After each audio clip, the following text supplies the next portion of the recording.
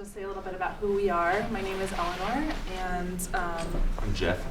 We're with Rose City Copwatch, and we are an organization that was founded in 2004 to work to abolish police institutions and build community power.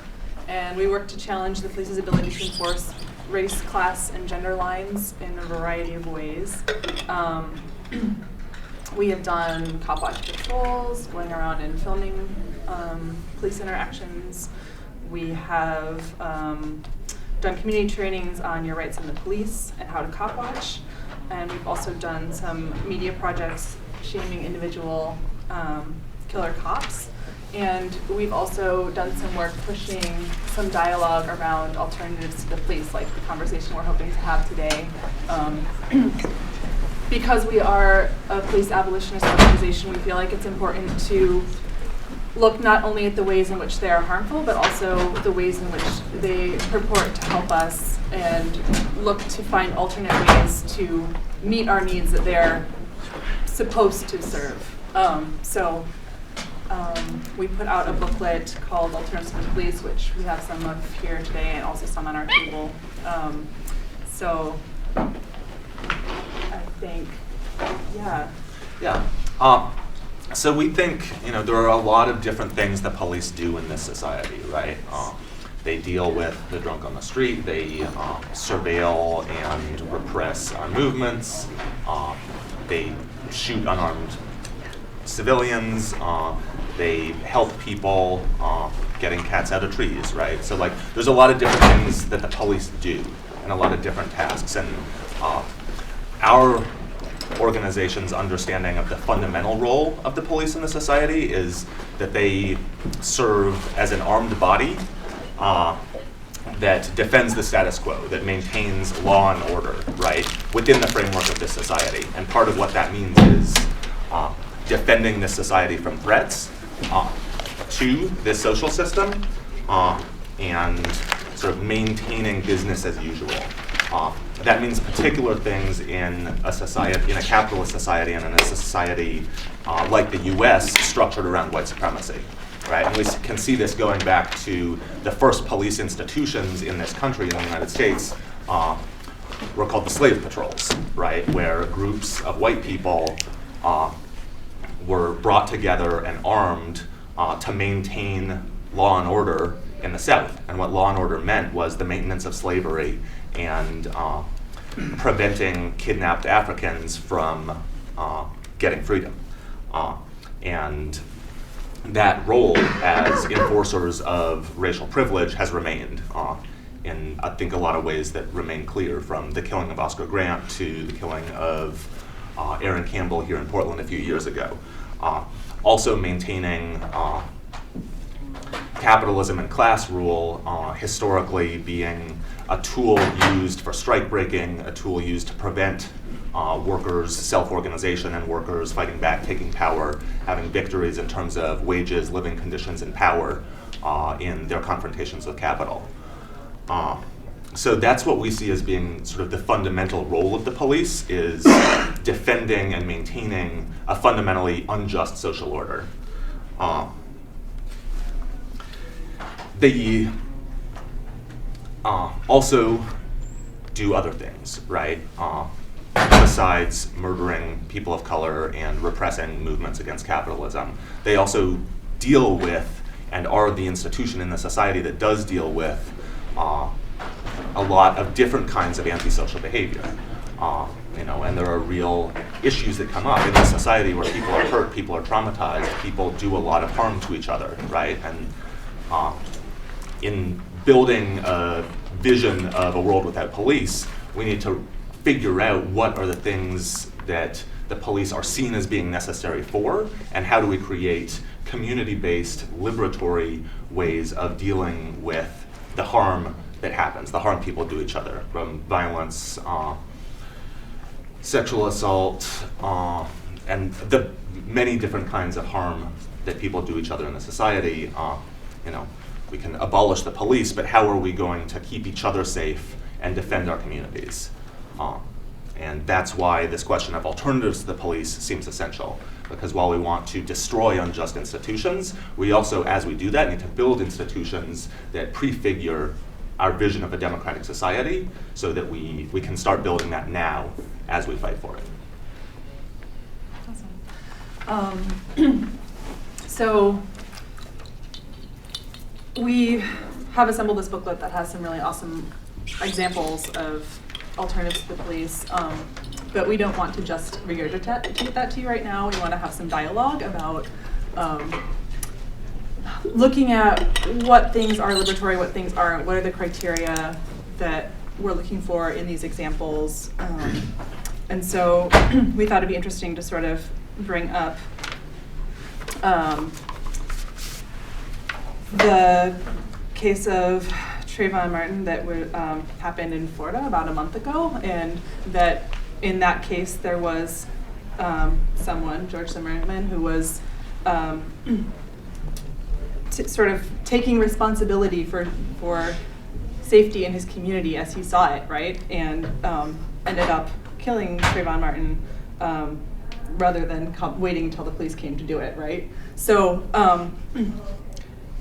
we think this is kind of, there's been a lot of pushback around like what it means to take that safety into your own hands because of this case. And we wanted to sort of open up some dialogue about that. And we wanted to sort of start by opening up the question, like, is Zimmerman's action an example of an alternative to the police? Yeah, not a good example. Say more. Well, I mean, first of all, if it's tough on the streets, I mean, if you had a group of people that could confront them non-violently, people who actually were a danger, not Trayvon, that would be one alternative to having armed nuts running around being vigilantes. I think additionally there's the element of the actual connectedness to the community that that Zimmerman had. I mean, had he been part of more of an organized community effort to take up and empower that local community towards its own sort of collective self-defense, it would have been one thing. Then that could have been communicated. I mean, on the one hand, I'm all about like people taking their own self-defense, armed or unarmed, into their own hands, in the tradition of the Black Panthers, for instance. But lone nut with a gun who's not connected to the families around him, and claiming to be trying to defend that community without actually even touching base with the family that he affected by that, is a little bit crazy. I mean, I would say that I absolutely don't understand George Zimmerman as being an alternative to the police, since he was like part of a neighborhood watch, and the point of a neighborhood watch is like to patrol like white and like privileged spaces for people who are outsiders, and then to call the police in as soon as they notice anything that they think they can get rid of. So like, if all he's doing is like hunting out people to call the police on, then like that's not an alternative to the cops. That's just adding more cops who like aren't official cops. And I think like lone nut with a gun, like they're all lone nuts with guns. Like, yeah, I thought you two brought up really good points, and this is kind of one of the questions that I've been struggling with. And I think, you know, Trayvon Martin's case is not unique, but what's unique about it is that it's bringing national attention, and that a lot of people are seeing this as more like a personal issue. And in my community, there's been a lot of people that want to start up neighborhood watches now. So my question is, like, how do you confront like this kind of like backlash of a potentially like conservative and adding to like the police like involvement, and what do you guys do to combat that within your Copwatch? Like, do you guys have like anti-oppression trainings that go in conjunction with that, or how do you build like these coalitions that are aware of like all of these like oppressive attitudes that like add on to just being another cop? It seems like it brings up an issue of you know, racial segregation and you know, cultural attitudes, because like even if you know, yeah, a lone vigilante versus being connected to the community. Well, if the community is still all white, they might be upholding a sort of racist attitude of who belongs there, and you know, And so, I mean, on the one hand, it would have the advantage that black communities could patrol themselves and not be infiltrated by this upholder of white supremacy. But so in that sense, I think even if you have cases like the Trayvon Martin case, it would still be safer for communities of color to have communities defending themselves. But it does bring up the broader issue of how do you uphold a kind of multicultural standard that doesn't end up with sort of these segregated communities kind of defending their own cultural boundaries. So people have kind of brought up, I think, what are actually two of the main issues in our thinking about this already. One is the difference between an alternative to the police and an auxiliary to the police, right? And that an alternative is in some way oppositional, whereas there are plenty of auxiliaries to the police, such as neighborhood watches, such as some forms of restorative justice that work as extensions of the criminal justice system. Those lines aren't necessarily clear cut, but I think that tension between an alternative to the police versus an auxiliary that reinforces police power is important, and people have really touched on that in useful ways.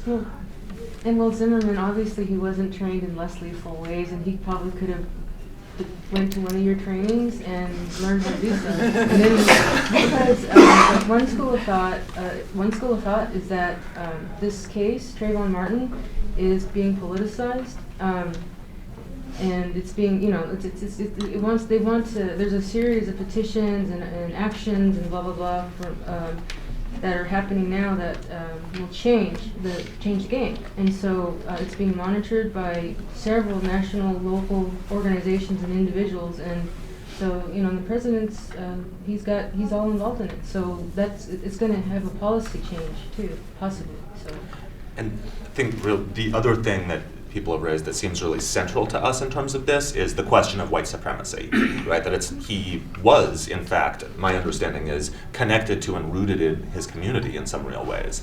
That the questions of power and of politics in terms of how race functions in this country are central, right? And and why did he assume that a 17-year-old unarmed young black man was a threat, and what does that say about sort of who is considered criminal in this society?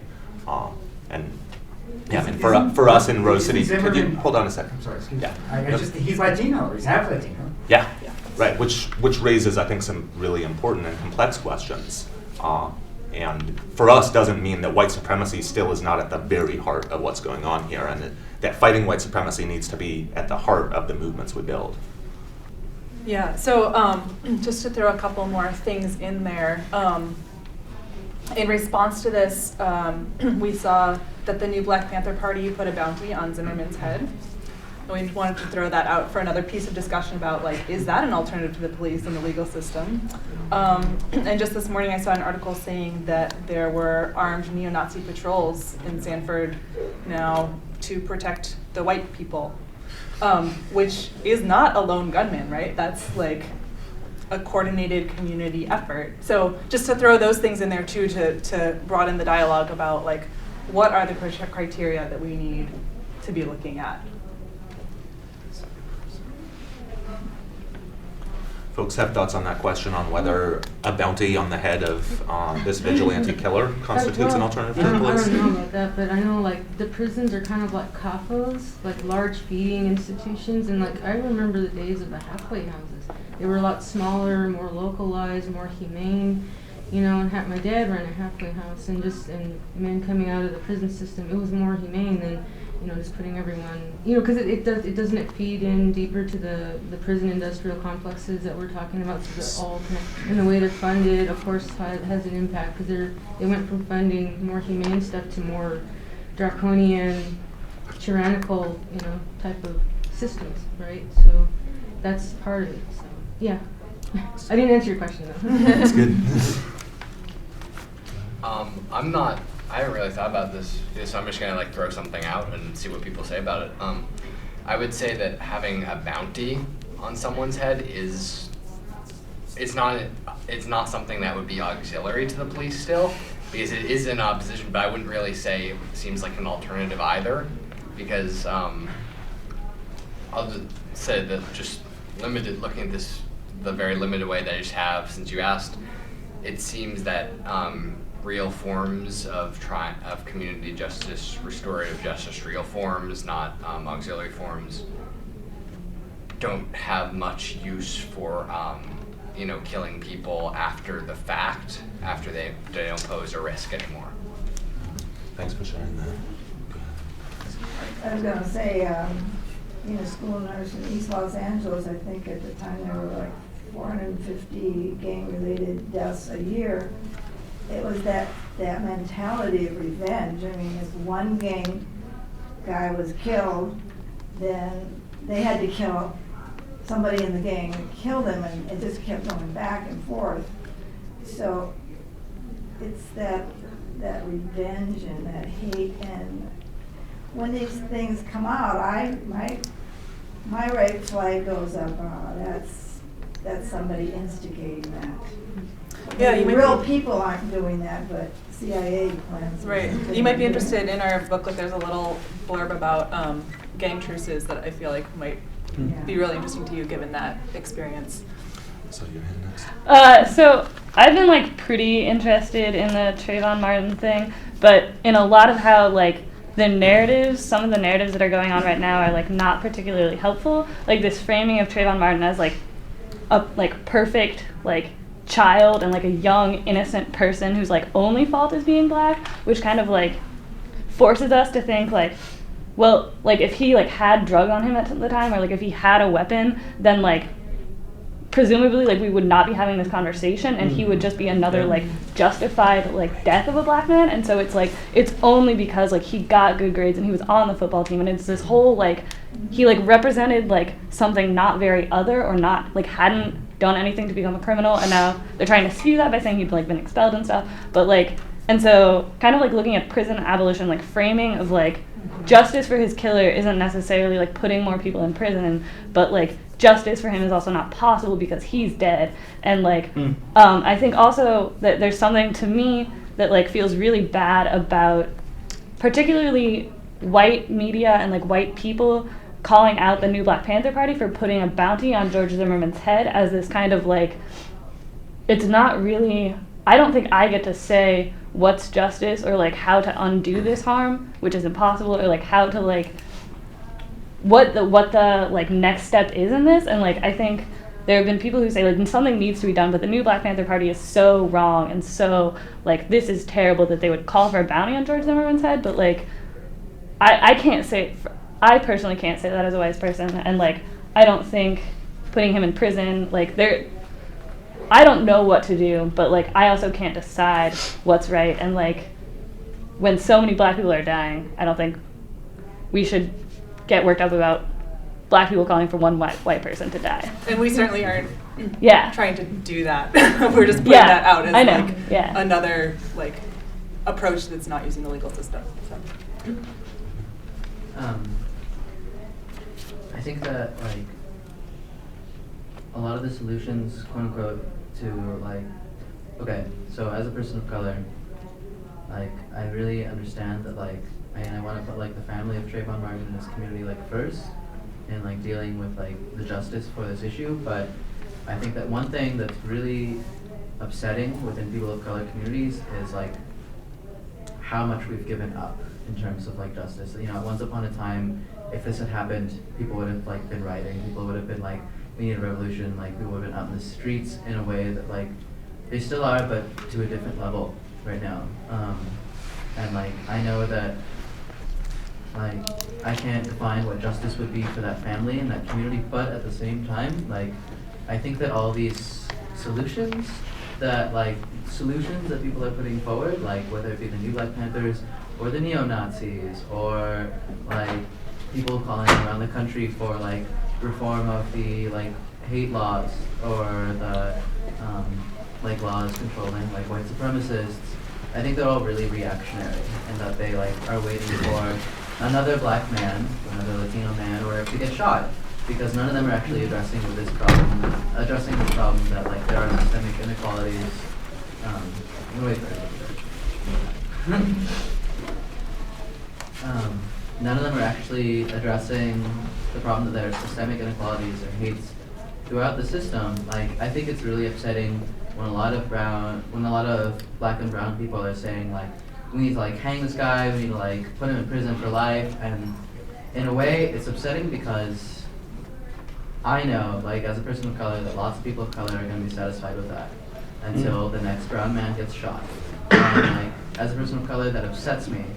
And I'm really angry at a lot of those people, and I want to smack them sometimes and be like, no, like, it's not going to work that way. Like, you need to wake up a little bit. Like, this has been happening forever, and this is going to keep happening to us forever unless we do something about this. And, like, addressing the new Black Panther Party, like, I understand where that rage is coming from as somebody who's experienced police brutality and discrimination everywhere I've ever lived.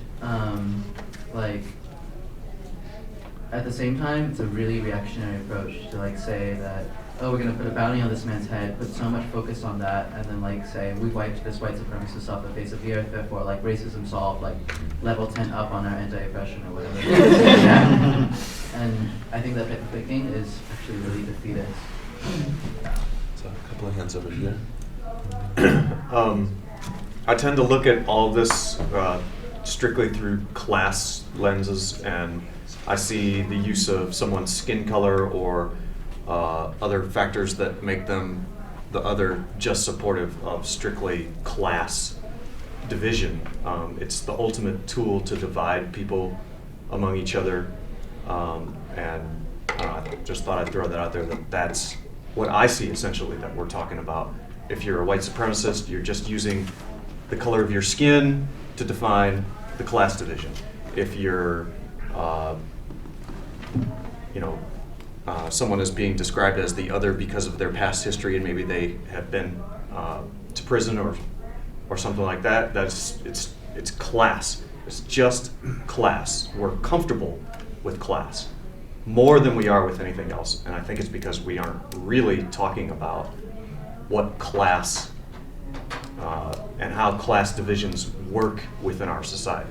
So I'm going to take one more hand, and then I'm going to move this discussion on to some other stuff we have on our agenda. Go ahead. Yeah, well, it's interesting you mentioned bounty. You're affiliated with Bow City Copwatch. Didn't you have something to do with the posters that went out putting targets on cops, which I personally think is a disaster. That's not what happened. No? No, that's it. Well, please correct me. Sure. I can briefly speak to that, and then I'm going to try and sum up some of the conversation and move us on to more on the agenda.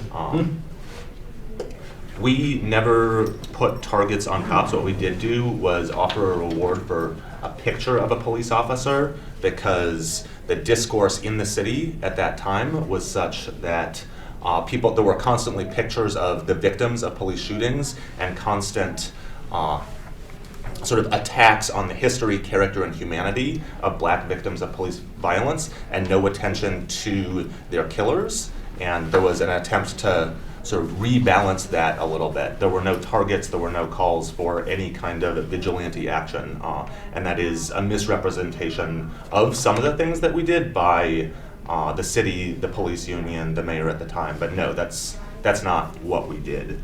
But thank you for raising it.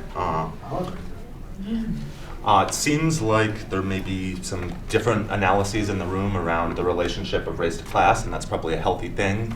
But the main thing we're trying to get at in this is that, one, the centrality of white supremacy in this society, and the need to grapple with and actually attack that, and understand that fighting for racial justice needs to be at the center of our work, and that related to that not every time someone acts independently of law enforcement to struggle for safety or defend their community is it necessarily liberatory. And that's in the US particularly shaped by a system of white supremacy and a 400-year-old war on folks of color. So that things need to be looked at in that context. I'm gonna talk briefly about another recent context that raises this question of alternatives to the police, and that's the Occupy movement. which some of us have been involved in, including myself in some limited capacity, and including Rose City Copwatch, to the extent that we've been able to.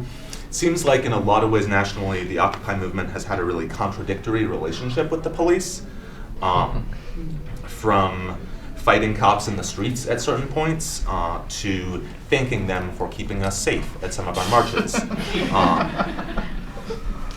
So there's been real political questioning that I think has in some ways been really interesting and healthy about whether the cops are the 99% or whether the cops are the armed enforcers of the 1%, right? And that's a significant question in terms of how we build our movements and how we engage with policing. This question seems like it was particularly relevant in a lot of ways during the period where there were Occupy encampments in cities across the country. And these camps brought together lots of different people with lots of different issues and lots of different baggage and trauma, right? Folks who were struggling with substance abuse stuff, folks who were struggling with mental health problems, folks who were just, like all of us are, damaged by living under this system.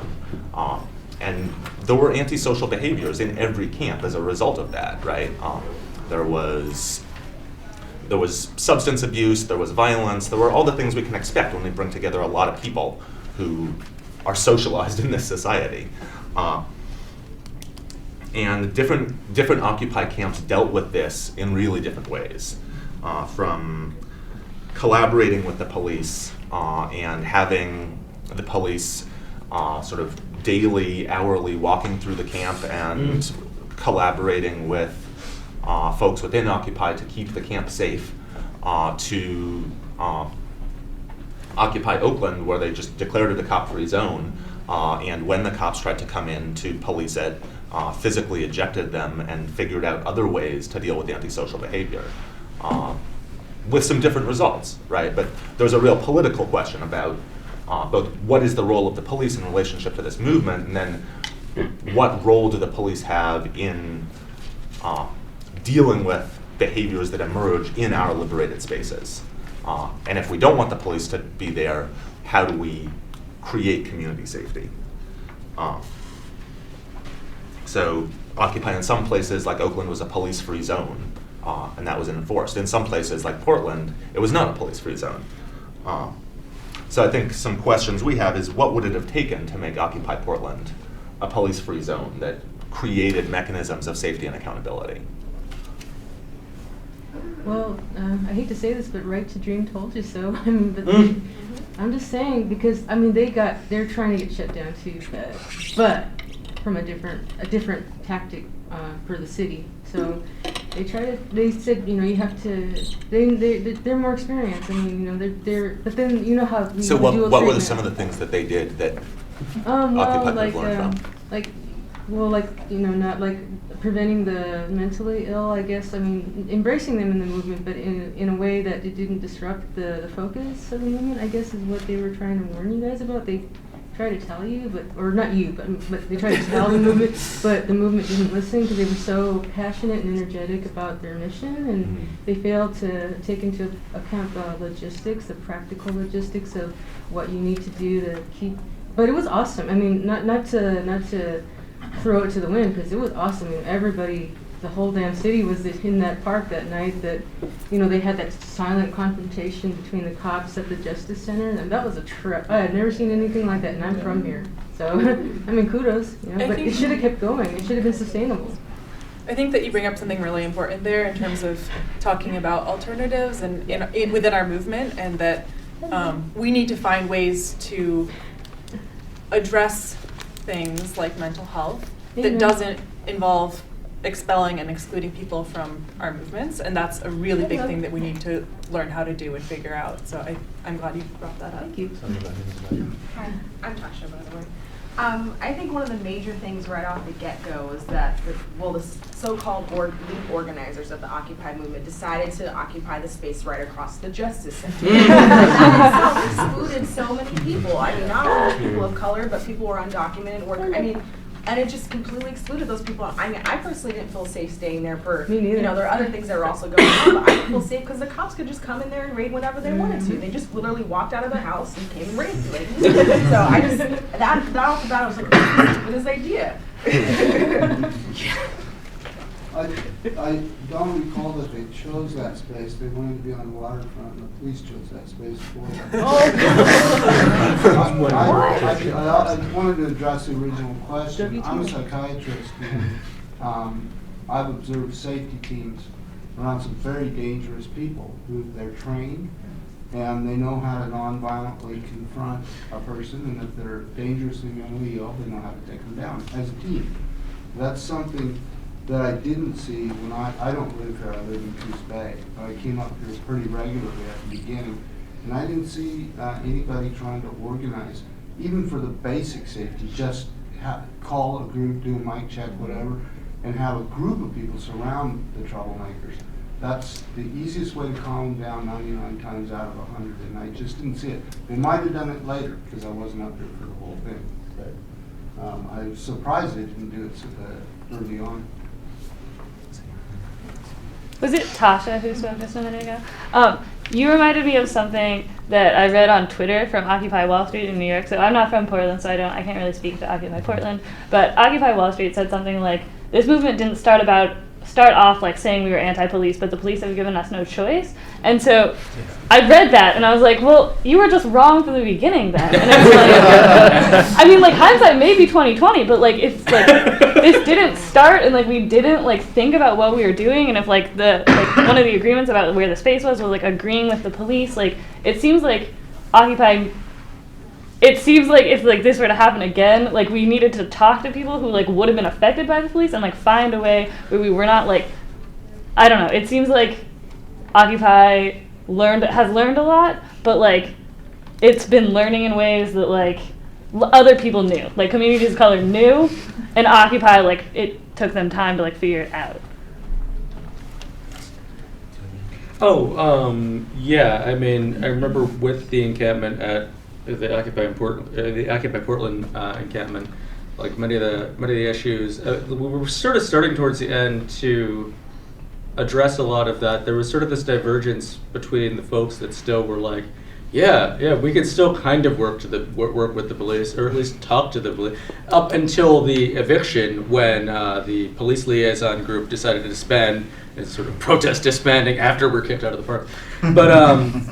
But just in like sort of the last week of the encampment, me and someone else sort of organized this additional peace and safety group within the encampment. We called it Committee 86, the committee in charge of 86ing people in the event that was necessary. And, it's not what we ended up doing.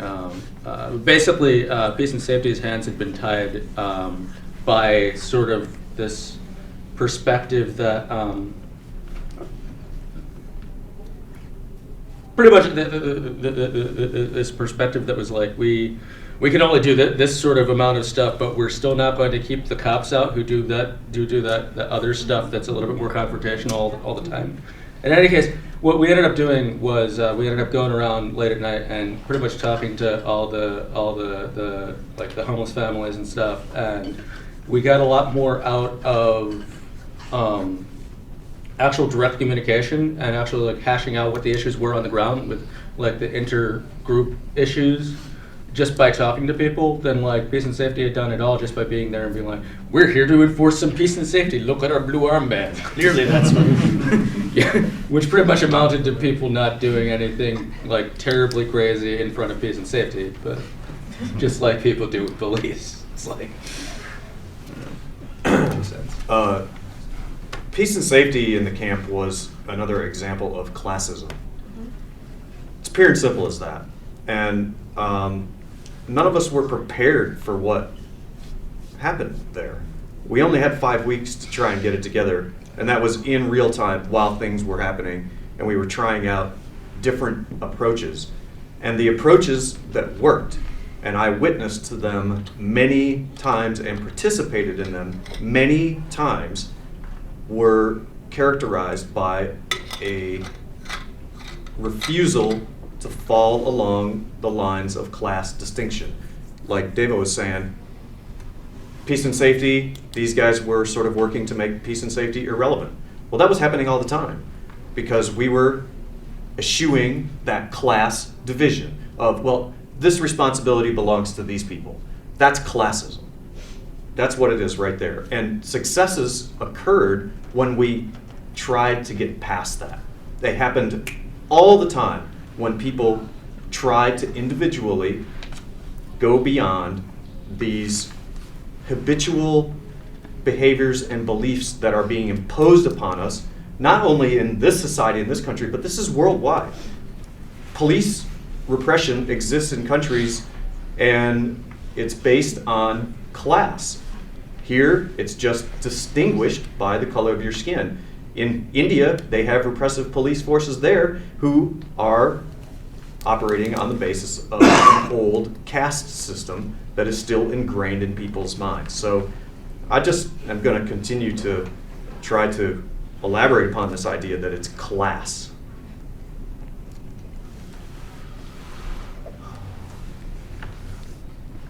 One thing that I seem to observe in my somewhat limited time checking out the Occupy camp was that there was a lot of, or there wasn't necessarily enough done to combat the idea that it was a space that a lot of people could come into in a merely like spectator kind of position, and that there wasn't a responsibility that was taken up simply by entering the space. And I think that that's an idea that could be really aggressively promoted, is the idea that this is a space that is a participatory space that's on some level you have a responsibility to participate in the safety of every single individual going in there, which is not to deny the usefulness of specialization of groups that want to take on an additional amount of responsibility for dealing with certain situations.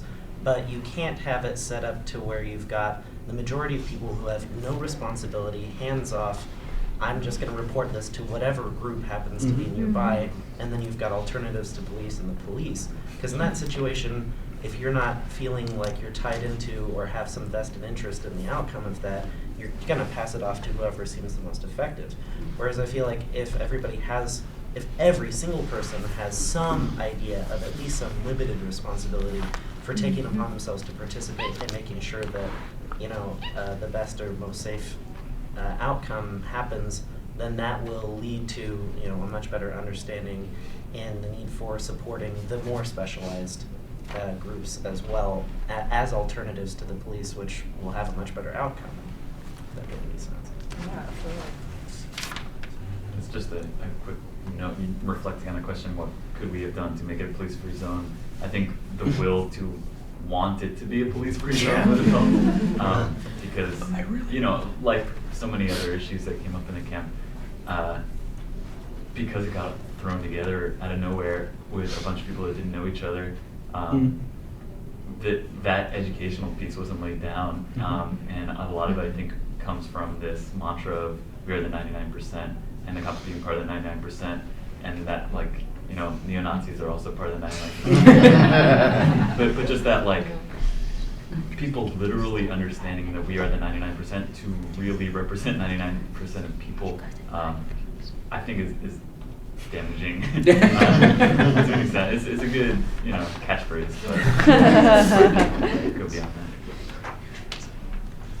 Yeah, I think for me, as somebody who's been around in the Occupy Portland movement for a while, I think this gets back to the issue of white supremacy. And I think that I hope that our movement is learning. One thing I've noticed recently is that there aren't more people of color in the Occupy movement in Portland, so much as they're in more leadership positions than they were before, because before they were sort of butted out of those leadership positions. Recently, another Latino in Occupy Portland came up to me and we were talking in Spanish, and he was I get really frustrated with this movement, but it's getting better. But one thing, Occupy Portland has screwed us, has screwed the Latinos, in this community for so long, and I think that, Boots Riley, when he was talking about Occupy Oakland, he's saying, the biggest difference between Occupy Oakland and the rest of the occupiers of the country is that we're brown and we're black, and because of that, we kick the cops out from the beginning. That gets to the thing I wanted to address, I think that we're learning, hopefully, in these situations, and that maybe the next time this happens, from the beginning, it'll be established, okay, no cops, and maybe we should listen to the brown people. Because when I came to Occupy Portland with other like anarchists and other people of color, and like we were at a General Assembly saying like, we would like to make this a cop-free zone, and like figure out ways to like, we don't know ways to like figure that out, like how exactly that will work, but we want to like do that. Nobody listened, or like, well, excuse me, all the white people didn't listen. And like all of the people of color and all of the more radical white people were like, yes, this is something that needs to happen. And they got completely shut down in a way that really drove me away from Occupy Portland for a long time. And I think that also gets the issue of white supremacy again in like community security. Like I've seen a lot of situations where there are like people of color and people with mental illness who are singled out for being like a threat. Like I know a lot of brown men who like, by nature of them being brown men and like their role in popular media, white women are terrified of, because like in a really white space, which to me is really confusing, like, and singled out and evicted for like having different styles of communication. And like, I think those are things that like our communities really need to address, and hopefully that we're learning from, to establish from the beginning next time. Jack.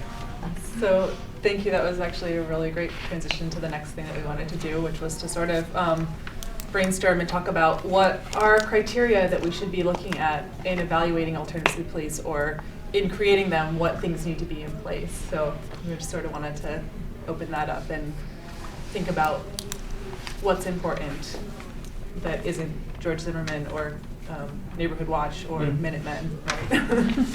How do we make sure that it's a liberatory thing that we're building?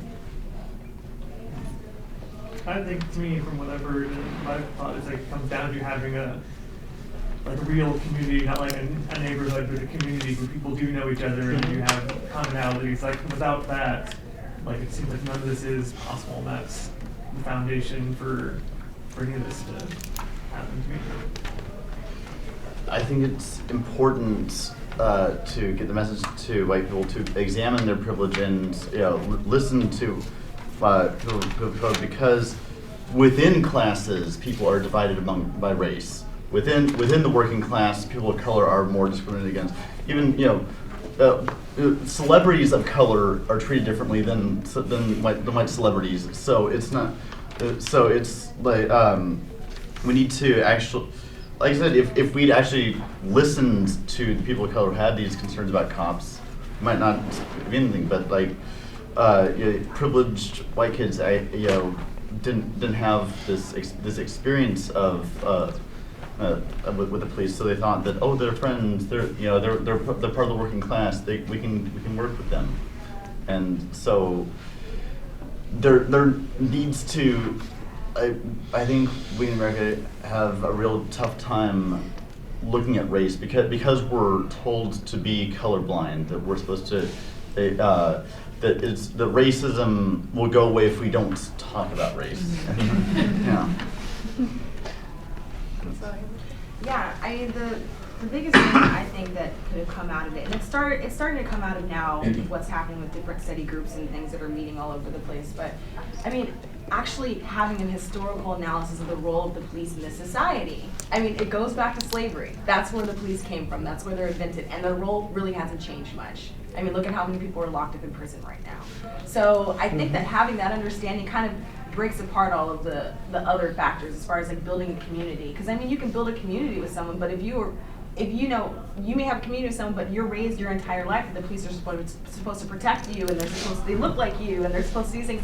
It's really hard to break apart of that when it's rooted in our society. So I think that starting off the gate, just educational study groups, what have you, presentations, workshops to explain, and people actually listening. I mean, that's a big thing. It's like people act like they're listening, but then it just floats out. It's like it's not something I have to deal with every day, so it's not something I need to pay attention to. And it hurts. It hurts the movement.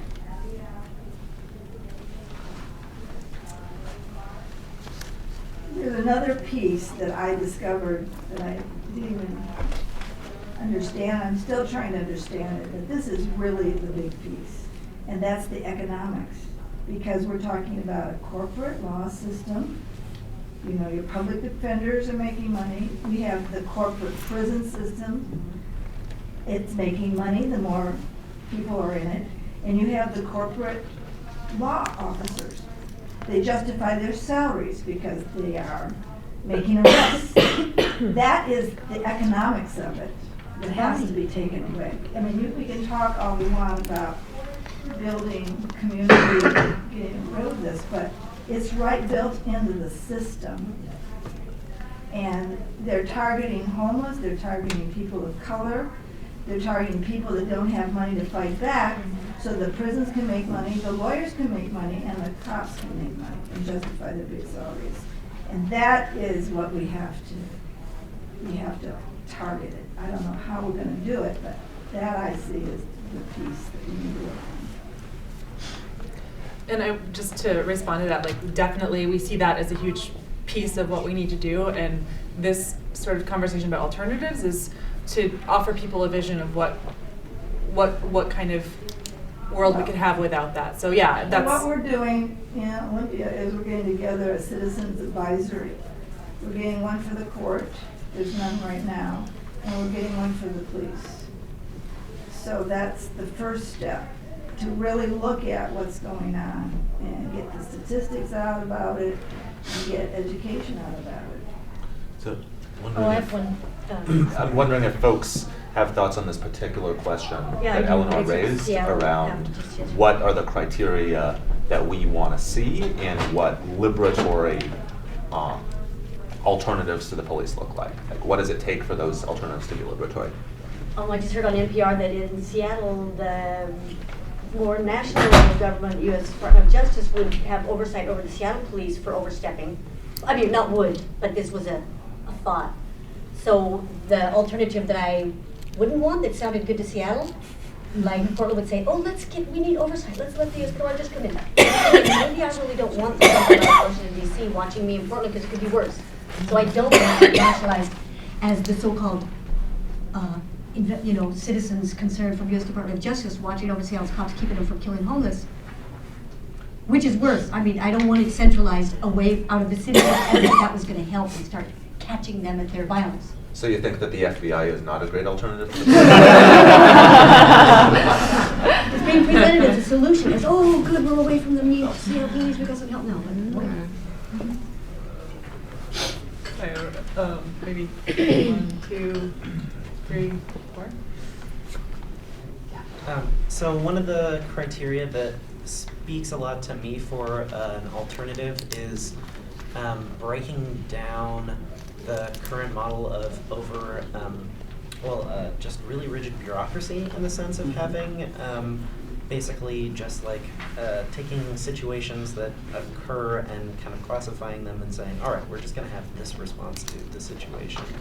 And really just like reintroducing the human element of discussion and process in dealing with situations, and recognizing that like having a balance between recognizing obviously systemic oppression that does affect a lot of things in a way that we can see on a very pattern basis, but then also looking at every situation as having this very human, unique element that needs to be dealt with on that level, and breaking down that idea that we can just have this prescribed, like, oh, whatever sentence for anything, either in our radical settings or outside. I mean, to me, it seems like really the hardest part in instituting a liberatory system. I mean, it's hard enough to be in a community where everyone is at a level where you can talk and know each other's situation and prevent things. That's hard enough. It seems like really the hardest thing, the easiest is if you see someone about to hurt someone, you stop them. The harder is to be on a community level where you can watch warning signs. The hardest, in my opinion, is what happens after you stop something from happening in a truly liberatory system, because prison, at least in most cases, is an option, and it's maybe not so daunting of a task as it's made out to be, because the first objection of when you talk about getting rid of prisons is, well, that's a lot of people, and that's going to be really dangerous. The majority of them aren't.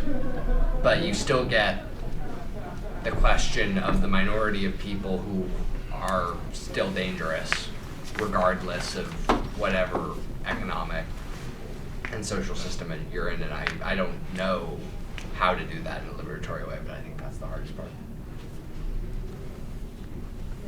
You there, and then over here. We'd love to get you on there. And there's so many hands. Wow. Maybe the people that haven't spoken yet. That would be great. Thank you. I would appreciate that. We'll start here then. Oh, I'm not ready. Are you ready? You haven't spoken yet. Yeah. Are you ready? I'm ready. Okay. Great. Then you and then you. The way I would solve the world's problems is that I would encourage people to shift their attitude about the protection racket, which is basically the police state. And I would think that we should get rid of the idea that the cops and the military are out there to protect us, because they're not. They're out there to protect the property and of the ruling elites. And as long as we think that they're going to come in to our encampments and take care of us, we're on the wrong track. And I also think that there's a definite relationship between the economics and the repression. And as the economy goes further into the toilet, there will be even more and more repression to keep people like us from getting together and asserting our right to exist. So I think we need to take a little paradigm shift and think of the cops as what they actually are, which is they are not our protectors, they are our enemies. All right.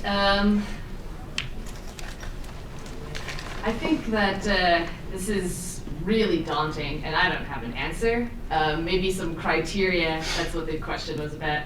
I think we need to address root causes, and that is really difficult because I don't even normally feel much of a sense of community. I don't know who my neighbors are. I don't feel like we have some common cause. We recognize each other as people who are in a community, who have common interests and a common or some shared ethos. And because of that, there's no form of accountability. Within a community like Occupy, for instance, we have had some things come up and people were not really ready to address that. I don't want to call the police, but there's a sort of an intersectionality issue that you get to, because individuals will not feel safe if there isn't real accountability, if they are assaulted or something terrible like that. And a community may not be equipped, right now anyway, to address the sort of root causes of that sort of behavior. And that, I think, is a huge problem beyond that. So I think we should focus on the root, not necessarily what happens after, although that's important too. Yeah, one more person who hasn't spoken yet, and then we're going to move on. I think the question of root causes is really important, but it creates this huge spectrum of where you want to nip it in the bud, I suppose. Because to talk about an alternative to police, you could quite understandably turn that into a discussion about, well, should we just end capitalism right now? Yeah. Which maybe not everyone's down with. I'm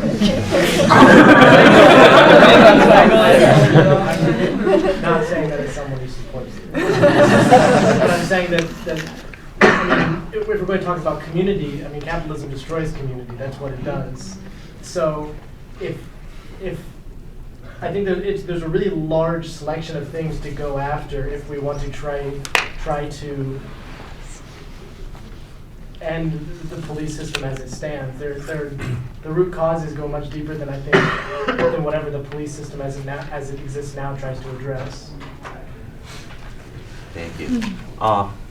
Recognize there are a lot of folks here with a lot of ideas and wisdom, and not everyone is going to be able to, in this context, share everything that they have to share, because we have some stuff we want to get through as well, but definitely want to recognize that and thank everyone for participating in this conversation. I'm going to talk briefly about some examples that have inspired us, recognizing there are no blueprints for what justice in a free society looks like. It's something we're going to have to figure out as we do it. There are no easy answers to these difficult questions, but there are some sources of inspiration of folks who have taken on some of this work before. And we take a lot of inspiration from particularly feminist struggle, anti-colonial struggles, on particularly women of color feminism. So one of the initial examples we looked at in this booklet, which we have copies of, it gets more in depth about some of this stuff, but the feminist movement against violence against women, particularly against sort of intimate violence, dealt with something that wasn't being dealt with by law enforcement, right? Like rape and battery were not things that law enforcement took seriously, right? It was at best treated as a property crime. And given that the fact that the police were not dealing with this in a way that supported the self-determination of the folks who were affected by it, in the 1970s, a lot of women self-organized, and they self-organized rape crisis centers, and they did work to try to deal with this issue initially without depending on the police to do it for them, because the police would not. And that involved both the work of supporting survivors in being safe, in healing, and also involved work of putting up posters of known perpetrators of sexual violence in communities as a means of accountability.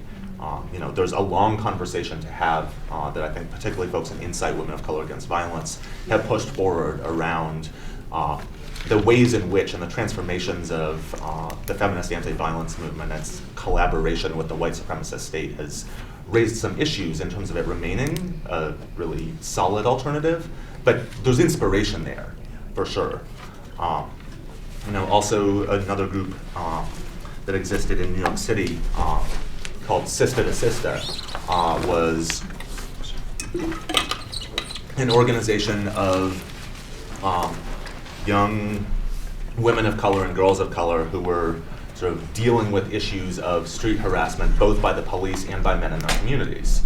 And they worked toward an experiment called Sista's Liberated Ground, which was an intense sort of propaganda campaign saying that violence and harassment against women and girls in that community of color was unacceptable and would be dealt with.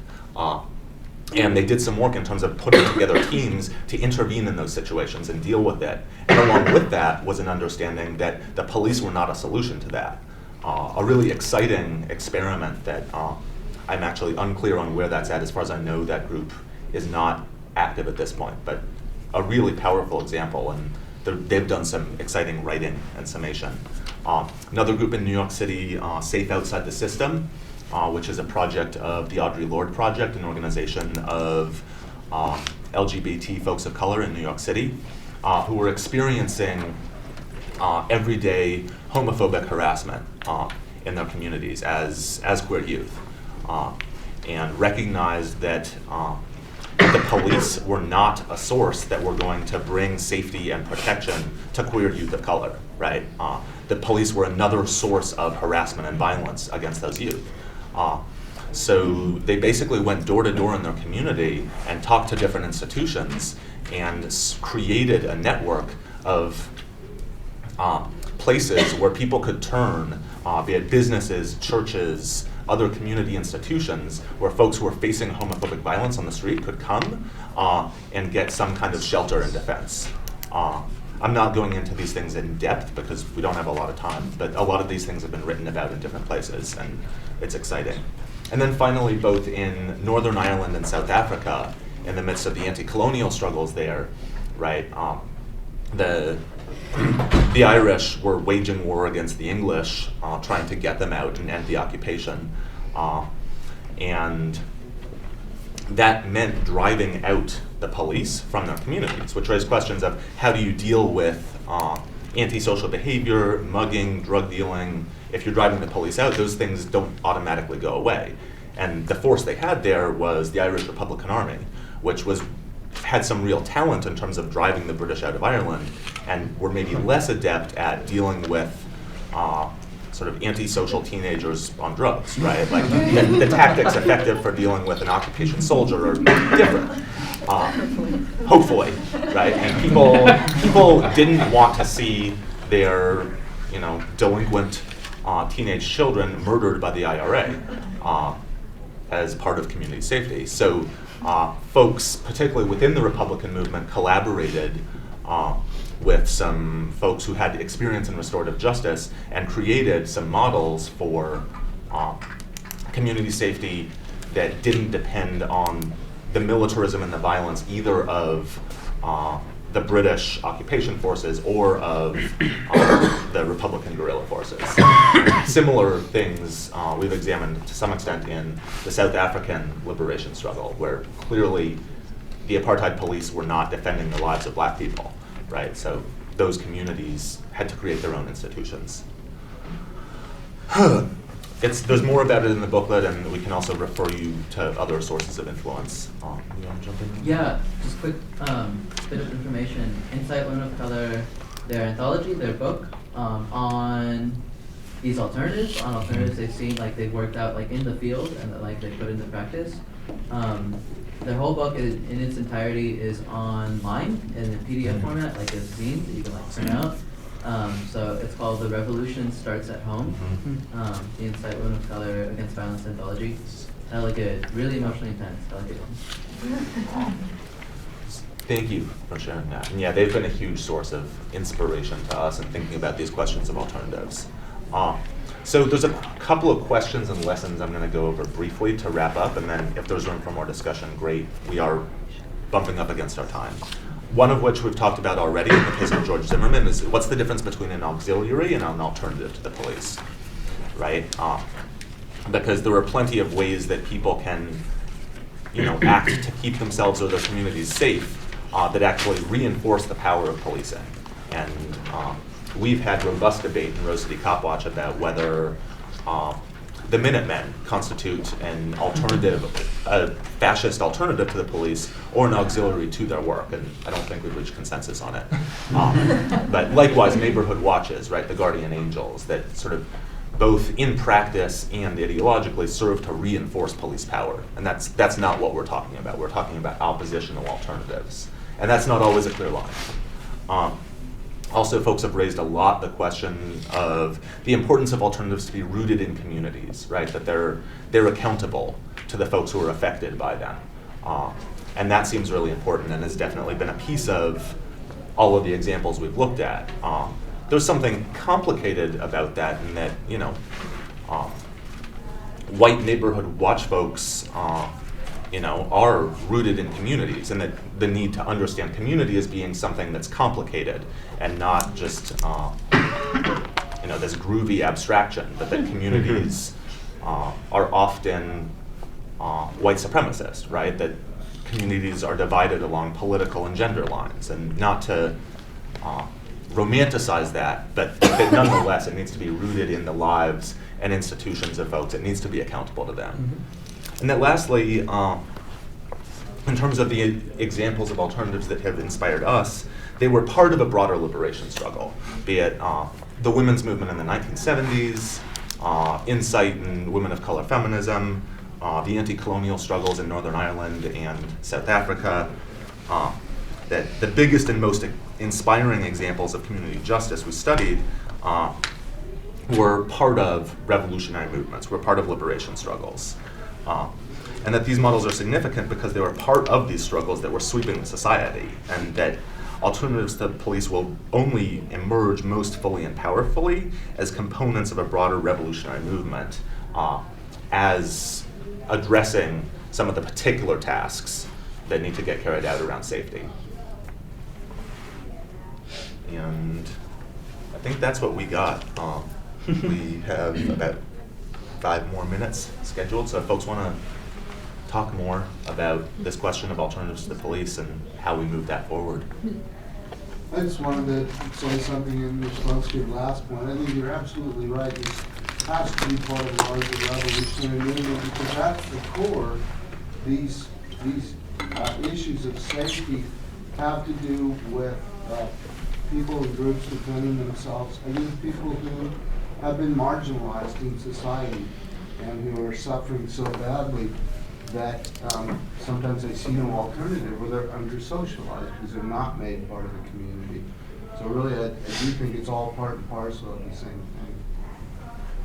thing. What happened, the mistakes that we made last year in the Occupy movement, that's just wave 1. Wave 2 and 3 and 4 and so on will be better informed, and they'll move forward. They're continuing to be organic, and they will start to impact more and more people, because the economy is here to stay. So that's the but the theory behind that, though, is that it's a new desert reality, and people are overlooking the acorns that still remain in this new desert reality, and inside of the acorn, there's a lot of resources. So maybe the lush forest is gone forever, but it doesn't matter, because there's water underneath the desert, underneath the ground.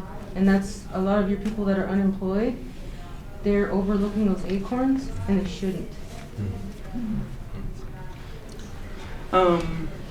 This is what to come back to and sort of like interconnect, like the education and community building thing. Like, one of the things that I think is really important is this is a great discussion, and a lot of the discussions that we'll have at this conference are great discussions, but there's a lot of self-selection in terms of the people that are actually coming to this, because we're already interested in this stuff. Additionally, like as far as like organizing goes, one of the things that I liked about Occupy is that it moved us a little bit away from silo organizing and into what I can only describe as onion organizing. We've got various different levels of self-selection that are sort of wrapped around each other. And some people are interested in this core amount of stuff, and then some people are only interested in this amount of stuff, and then some people are interested in sort of this outer layer. But we're still relying on a lot of self-selection. One of the things that I really liked about what Dilcia Pagan said yesterday was the whole get off the Facebook and start knocking up people's doors bit, where it's until we're actually working within our extra communities instead of these various self-selected intentional communities that we create around organizing, this discussion isn't getting to most of the people that it needs to get to. Mm-hmm. And that's really the only way that we're going to be able to build toward accomplishing anything that we're discussing. I think that's a really important point, while also recognizing that we're also missing a lot of places where this discussion is happening, and I think that goes back to, a lot of the comments people made about Occupy is a bunch of largely white folks came on the scene and noticed, oh my gosh, this system isn't working for us, which was real, and people were really suffering, and in some ways failed to sort of look to the wisdom and the insights of folks who had been actively resisting this system for the last 500 years, right? And the need to not both to spread the conversation out from silos like this, but also to recognize that a lot of the places these conversations are happening are not necessarily places that we're aware of, mm-hmm. or using the same ideological language that we are around it. Mm-hmm. So I'm agreeing with what you're saying. Mm-hmm. Folks have thoughts, or we want to wrap up?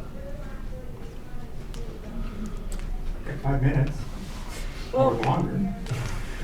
I'll just say one more time.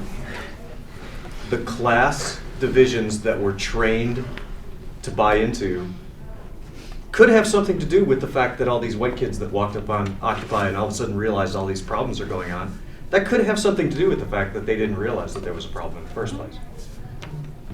Just a theory. Yeah, since Frashauer is probably getting his job back, I want to talk about what you would have. I forget her name, I'm sorry, but the mother of at least some of his children, who had called the cops, 4 other times often for assault. He had, I believe, I think he was convicted of attempted murder. He's a scary guy. As far as everything I can tell, I realize I could easily be accused of demonizing. But in dealing with somebody like that, intimately or otherwise, it's obviously not a real good idea to call the cops. What sort of alternative, as damaged people continue to damage their intimates and be scary and maybe want to commit suicide by cop or whatever, I don't want to call the cops, but I don't know what to do. I'm not ready to deal with them without overwhelming force of community. And I don't live in 138th and Sandy, thank God. To be honest, since I'd be scared out there. So I'm very interested in what anybody would suggest as a transitional response to that sort of scariness in your life.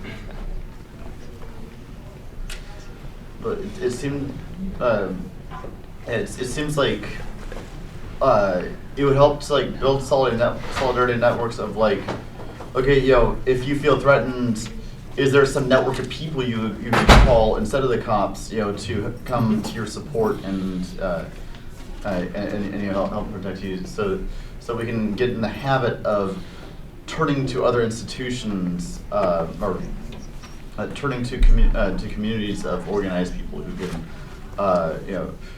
immediately start to take over these functions.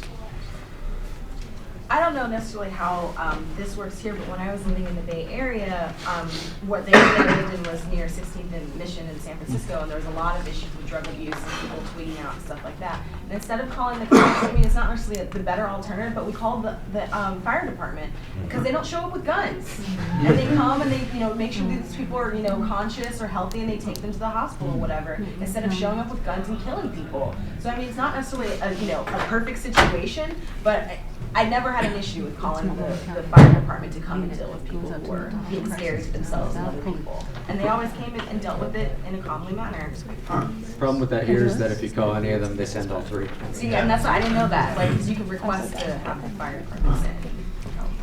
Two more comments. I was just gonna say, also in response to that, there's an example in Eugene. When you call 911 there, you can ask. There's a non-governmental organization called Cahoots that does mental health crises, and so I've experienced a lot of the times when trying to de-escalate an event of bringing a weapon to that event doesn't necessarily help. So you can actually bring people that are actually trained to de-escalate things, then you have a much better outcome, I think.